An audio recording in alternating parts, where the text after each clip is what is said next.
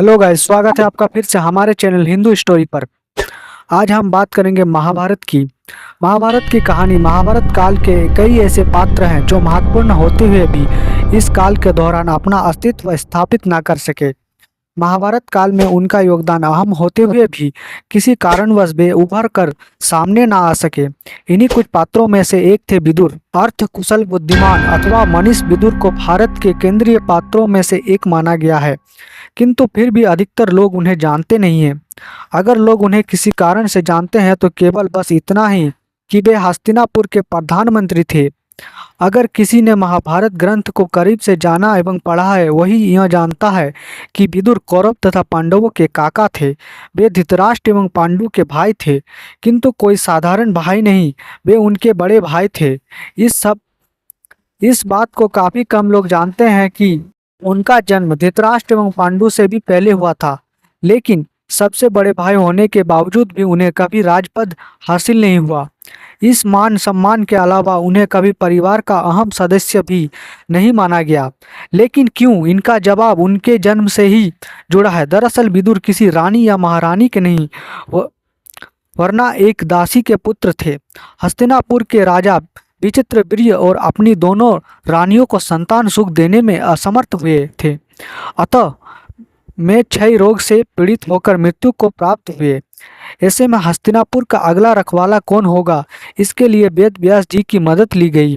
वेद व्यास ने दोनों रानियों को संतान सुख का आशीर्वाद देने के लिए बुलाया, किंतु उनके डर से रानियों ने दासी को भेज दिया।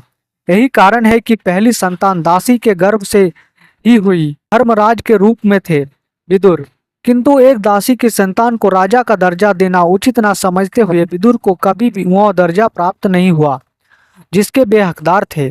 कहा जाता है कि वेद व्यास जी ने दासी के गर्भ से होने वाली संतान को विशेष वर दिया था। उनका कहना था कि यह संतान बेहद बुद्धिमान एवं सर्वगुण संपन्न होगा।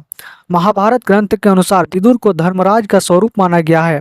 आप विभिन्न शास्त्रों में विदुर नीति का उल्लेख भी पा सकते हैं, जिनका पालन कर मनुष्य अपने विभिन्न कार्यों में सफल हो सकता है। अपनी सूझबूझ के चलते ही विदुर को हस्तिनापुर का प्रधानमंत्री घोषित किया गया था। कहते हैं विदुर ने महाभारत लड़ने से इनकार कर दिया था, किंतु मृत्यु से पहले उन्होंने श्री कृष्ण से एक वरदान मांगा था। यह उस समय की बात है जब महाभारत चल रहा था। विदुर श्री कृष्ण के पास गए और उनके एक निवेदन किया। वे अपनी अंतिम इच्छा श्री कृष्ण को बताने चाहते थे। उन्होंने कहा, हे प्रभु, मैं धरती पर इतना प्रलयंकारी युद्ध देखकर बहुत आत्मग्लानिता का अनुभव कर रहा हूँ। मेरी मृत्यु के बाद मैं अपने शरीर का एक भी अंश इस धरती पर नहीं छोड़ना चाहता। इसलिए मेरा आपसे यह निवेदन है कि मेरी मृत्यु होने पर ना मुझे जलाए जाए, ना दफनाए जाए और ना ही जल में प्रवाहित किया जाए। वे आगे बोले, प्रभु, मेरी मृत्यु के बाद मुझे आप कृपया सुदर्शन चक्र में परिवर्तित कर दें। यही मेरी अंतिम इच्छा है। श्री कृष्ण ने उनकी अंतिम इच्छा स्वीकार की और उन्हें यह आश्वासन दिया कि उनकी मृत्यु के पश्चात वे उनकी इच्छा अवश्य पूरी करेंगे। अब महाभारत का युद्ध समाप्त हो चुका था। युद्ध बीते कुछ ही दिन हुए थे।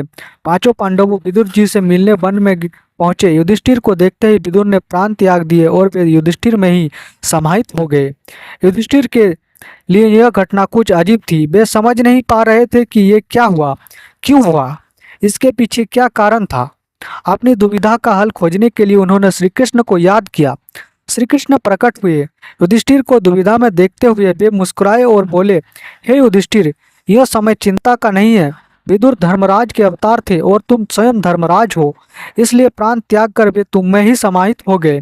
लेकिन अब मैं विदुर को दिया हुआ वरदान पूरा करने आया हूँ।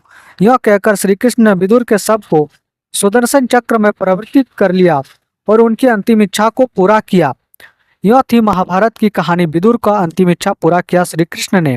अगर आपको हमारा कथा अच्छा लगा है तो चैनल को सब्सक्राइब करें और वीडियो को एक लाइक अवश्य करें और कमेंट में जय श्री कृष्ण जरूर लिखें। धन्यवाद।